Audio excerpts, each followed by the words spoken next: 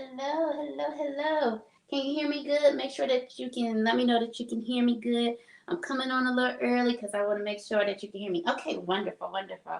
Let me turn you just a little bit. Sorry. Let me see. That way I can. Yeah, yeah, yeah, yeah, yeah. All right. So let me try and stay on time. Y'all pray, pray, pray. Because this is not waterproof makeup. Woo. All right, God is good. God is good. To some destinations. Okay, we'll figure out what that means later. So, um, I hope today is as much of a blessing for you as it is for me. How you doing? Where you at? Where you coming? Where you coming in from? Tell me where y'all are joining from. I got a couple people. I know we a couple minutes early, so now I just get a little chit chat time. That way, then I can kind of get familiar with who y'all are and where you calling in from and all that good stuff where you're watching in from. I guess I should say not calling in, watching from. That way, then I get to know y'all a little bit. I feel like I haven't seen you. Hey, how you doing? I'm so glad to see you. So right now, I know that we starting promptly at 8:30 Central Standard Time. There go my friend. Hey girl, how you doing? Um, but I just came on a couple minutes early just so people had time to get on. I could see where people are watching from. All right, Mobile, Alabama. What you doing in Mobile? I thought you was in the DC area, Tracy. Uh, I just wanted to make sure and kind of get some quality time with my people. It seemed like I don't ever get on to get some time to meet y'all and see where y'all are from. And so I kind of wanted to do that today, just to give me a little bit more one on one, if that makes some sense. Some more, hey y'all, time. So I do have two devices, so I do apologize if I look at one side and I look at the other. Then that's why I have two different cameras going on at one time. I'm currently not able to stream on all three areas with one device. However, it is coming. So thank you so much. Hey, love, how are you? So thank you so much for joining. So I know that today we are going to do part two of the series of homeless. So if you missed part one, please, please, please go back and watch it. Um, it is, I hope that it blesses you as much as those that have called in and told me that it blessed them. So, of course, y'all know I got a different hairstyle. Y'all never know what kind of hair I'm going to have. So, don't judge me. Don't judge me. I got a different look today. Tracy, girl, you could just be traveling, coming back from St. Lucia, birth of your granddaughter. Congratulations. And those of you that are joining, hey, G Train. Hey, Bacon, how you doing? Thank y'all so much for joining. I'm going to go ahead and get started. I know that your time is precious. And so, with that being said, good evening, good evening, good evening. I'm your host, Quita Quee, and welcome back to R2C, which is Real Resilient Conversations. So, my Real Resilient Conversations crew, I want to hear you say whoop whoop in the chat because I'm old like that. So, it's Monday, Monday, Monday. What a way to go ahead and get started on your week and the week ahead. And so, what I would like to do is just um, welcome you to your end of month fill up. If this is your first time joining, or this is you are a part of the hey Natasha with the whoop whoop, thank you. If this is your first time, or you are returning and you snuggled up with someone, or if it's your first time, I truly, truly, truly thank you for taking the time out of your day to come in and join us. So if you're watching it live or on rebroadcast, either way, I thank you for your time. I know that your time is precious.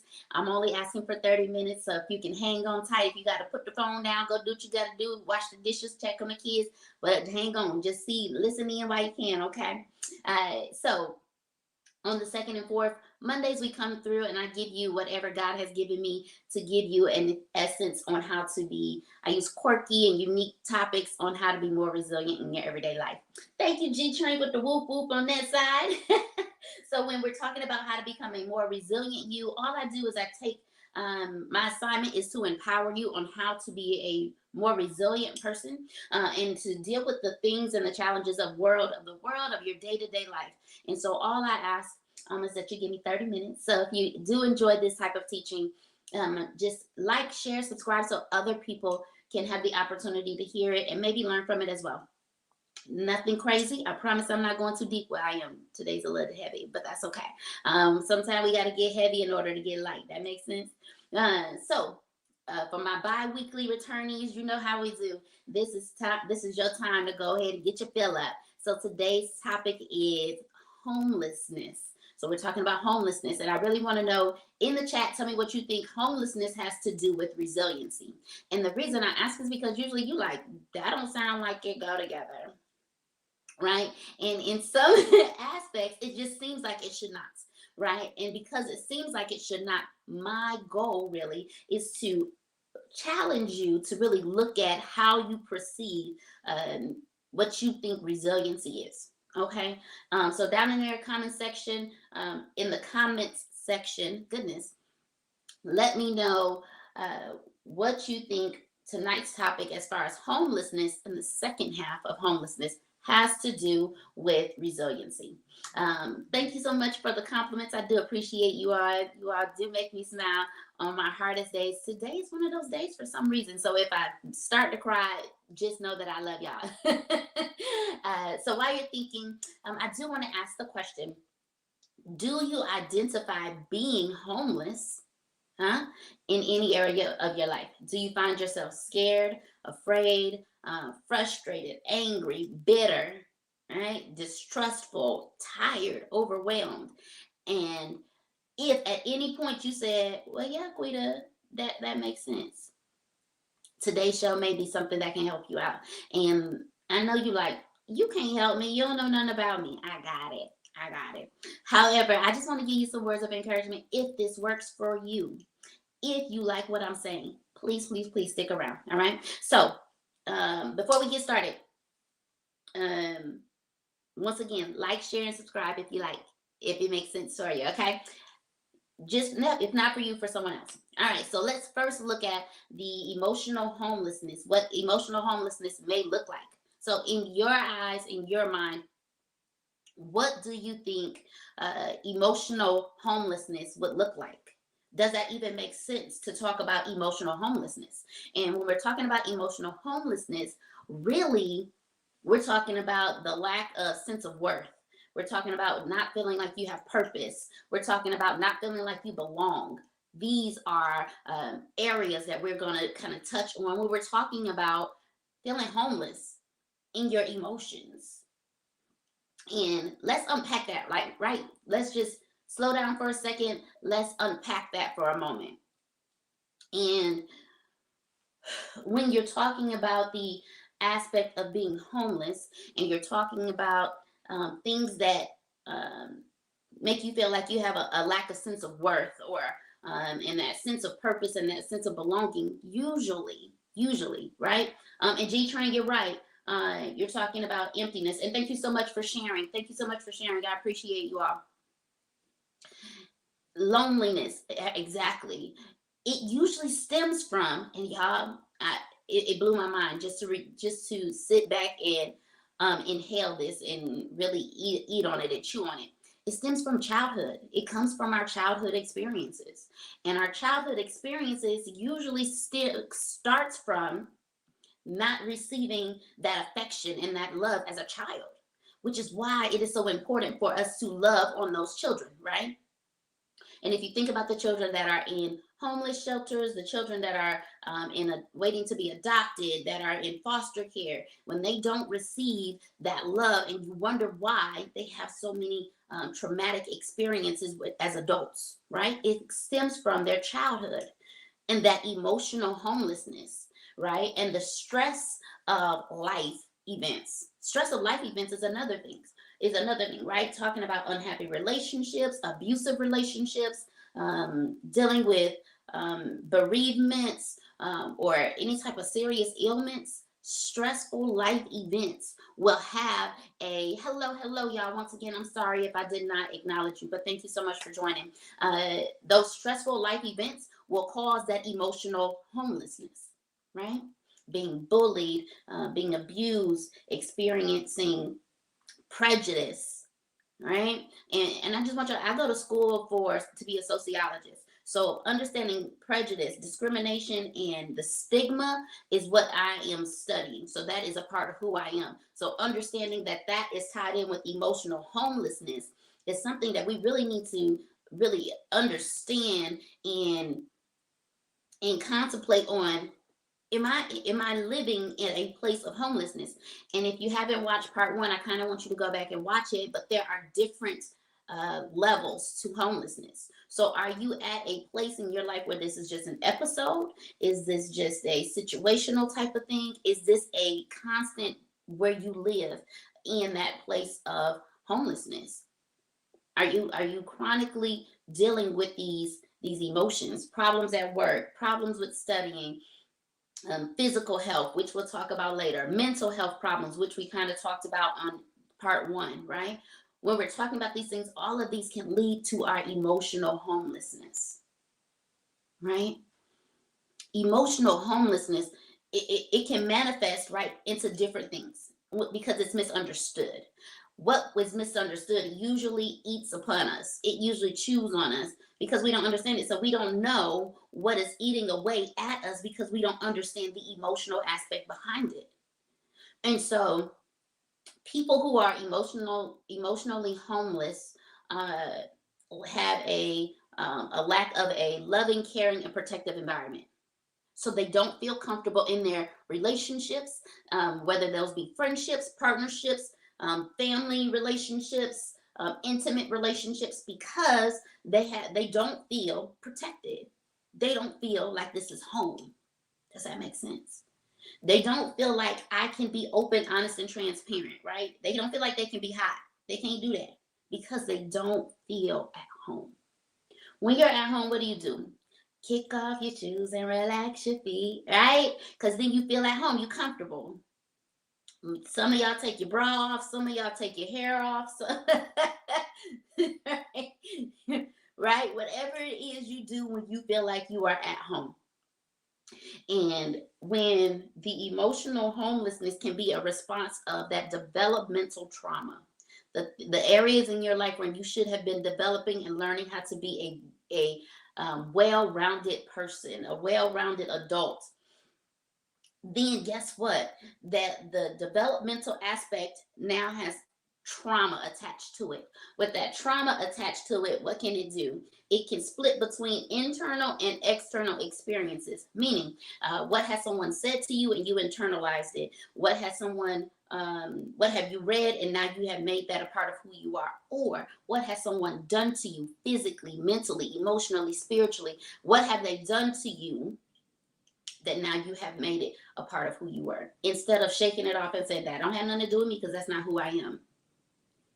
When we have these things in the developmental stages of our life, and then it becomes a part of our teenage years, our young adult years, our fully grown in our 30s, 40s, 50s, 60s years, because we're still developing. When that becomes a part of who we are, that can go. The side effect of it can turn into depression, anxiety, PTSD, um, panic attacks, uh, paranoia, hallucinations, unaliving attempts. I can't say the other word without them um, without them stopping me. Right? Unaliving yourself attempts become a thing due to your lack of self-confidence, negative social comparisons. Now you're looking at other people like, oh, she fine, oh, he got a better car, oh, they live in a bigger house, oh, they got this much money. Those social comparisons, their confidence and feeling good about how they are, how they look, what they are, knowing whose they are, who they belong to. They have trouble asking for help. Y'all, I have to tell you, I'm not telling you nothing that I have not done. I have trouble asking for help. I have moments where I'm worried. I have worry and doubt, which is the next one.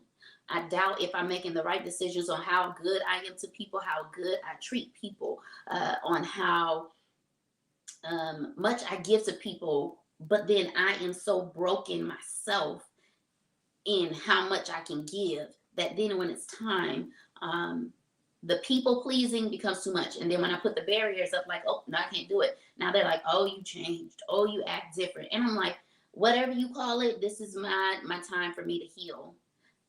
Don't be afraid to learn how to utilize boundaries. Boundaries are healing. It's a healing mechanism. It is, in my opinion, it is something that is definitely needed in order for you to be healthy. Okay. Also, other things that emotional homelessness can lead to: difficulty accepting compliments. How many times have you heard, "Oh, you so fine"?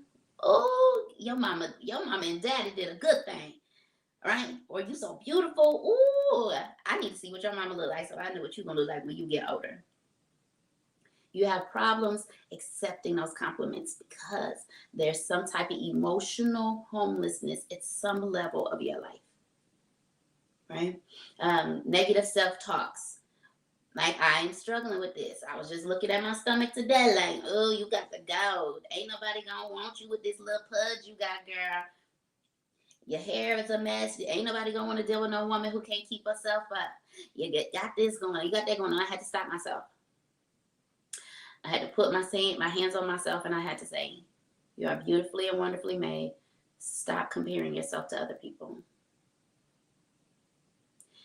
Everything that I'm bringing to y'all, I promise you, once again, this is nothing that I have not dealt with myself. And it's not like you're going to get it right every day, every single time. This is what I want you to understand. The negative self-talks, you have 7 seconds to turn it around before it becomes a actual manifestation of, oh yeah, now you got it. Now this is what you are, right? And so the fear of failure, because all your life somebody said, you ain't never going to be nothing, no way. Look at you. Who are you? What do you mean you're going to do this? Let me tell you something. I have been doing this channel for 2 years. And in 2 years that I have been doing this, this has been a life-changing for someone. If it's only one person that says, because of you, you have changed my life, I have done my job. Never, and I usually don't like to use definitive words, but I am today. Never let someone else tell you who you are and whose you are and how amazing you are. You are so phenomenal just in being alive today. There is someone who is looking at you and proud to even know your name. Back to the things of back to what emotional homelessness can lead to, right? Poor outlook of the future. You already don't see, right? Kind of like what I was just talking about. You don't see yourself being anything more than what you are right now. And I'm gonna get a little spiritual on y'all, so y'all forgive me. If God brought you to it, He gonna bring you through it. It don't look right. It don't feel right. Right? It seems unbearable. It seems frustrating. It's taking all of your energy. Even now, I feel cluttered. I feel unorganized. I feel frustrated because of my financial situation. And yet, God will still find a way to send the right people at the right time to open up doors and give me opportunity. Right? When you lack boundaries, when you are still people pleasing, it is due to a emotional homelessness at some level of your life that you have learned in your developmental areas of your life. It is up to you to knock down those bricks and rebuild yourself. When you're talking about that emotional thing, you have to knock it down. And you have to learn how to affirm yourself. Be around people that's going to affirm you, that's going to look at you and say, man, I'm so glad you're my friend. Because when I'm with you, I just feel good. It's so about you. It feel good, right? Today, I had to call my best friend. I was having a day. I've been emotional today all day. I don't know what's going on with that. When I'm in those emotional stages, you have to have the right people that know how to get you out of that emotional homeless that will give you shelter. Emotional shelter. Your support system is your emotional shelter sometimes. And sometimes we have to go into a shelter until we can find our home. Until you're strong enough to encourage yourself and you find your home, you have to go to a shelter. Your friends, your people, your family, your church members, random people when you're just out and about and say, oh my God, you're so beautiful. Oh my goodness, man, I love how broad your shoulders are. Man, I've been working out. How you do that? Whatever it may be. Understand. Understand that emotional homelessness is a real thing. When you are feeling broken, broke down, busted, and disgusted, is like what I like to call it. It's because there is something emotionally that feels like it doesn't have a home. All right. So, what do you, whenever you're thinking about the emotional side, what about the physical side? What do you feel are your ideas of physical homelessness? What would in the physical chat?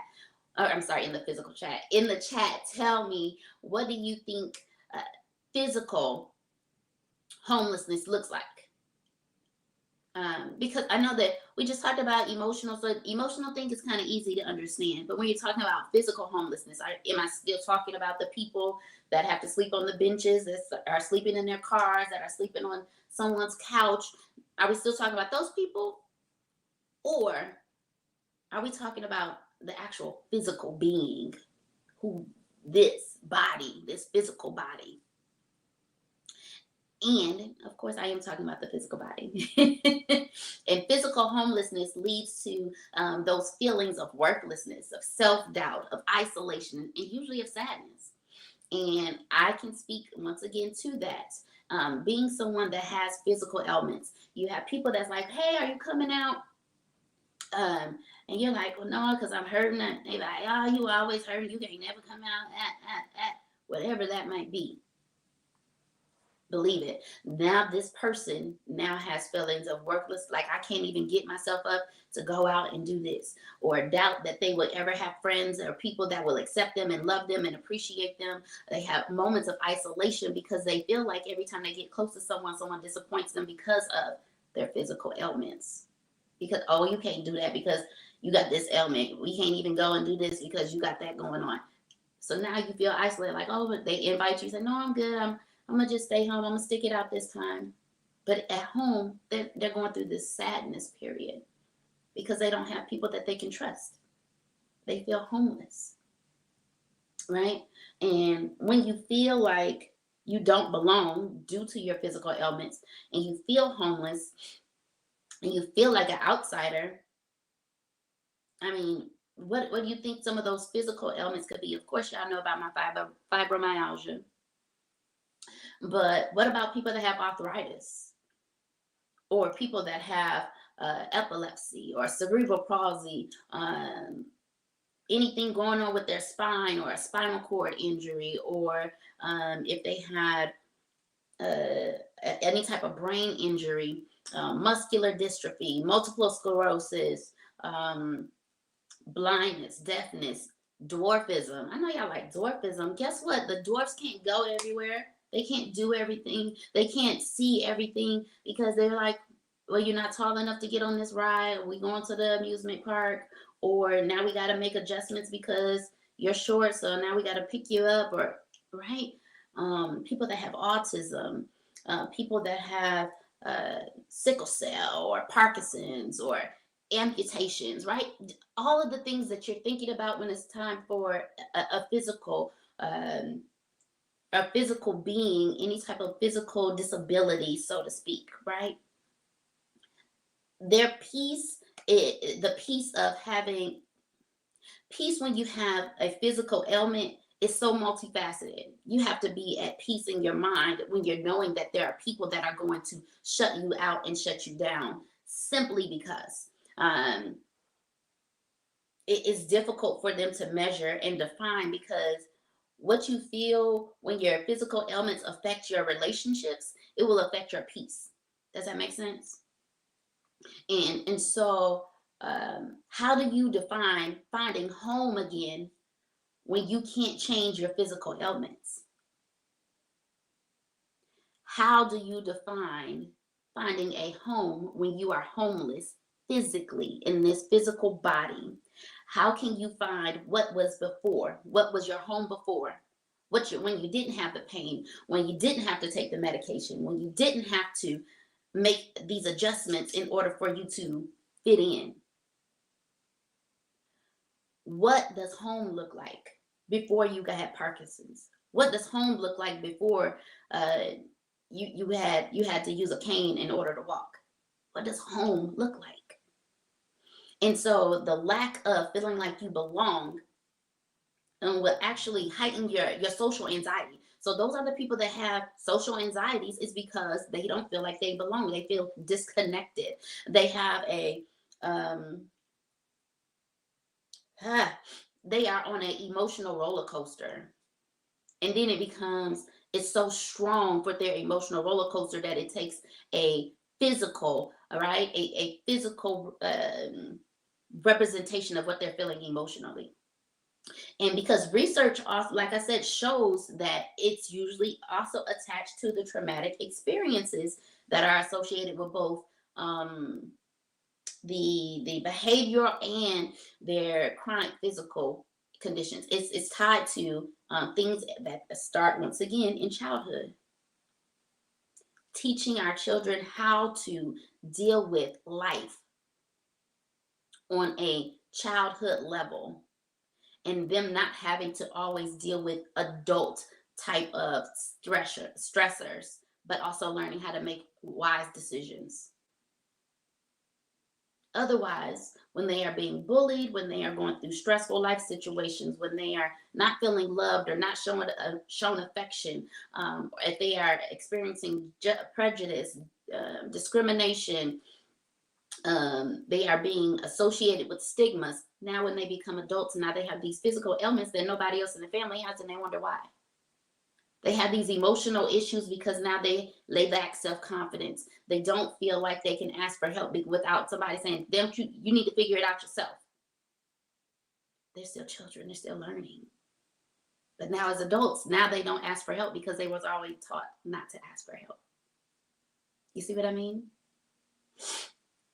And so when emotionally you feel like you're different than everybody else, because you care more, you're more compassionate, but you feel like an outsider.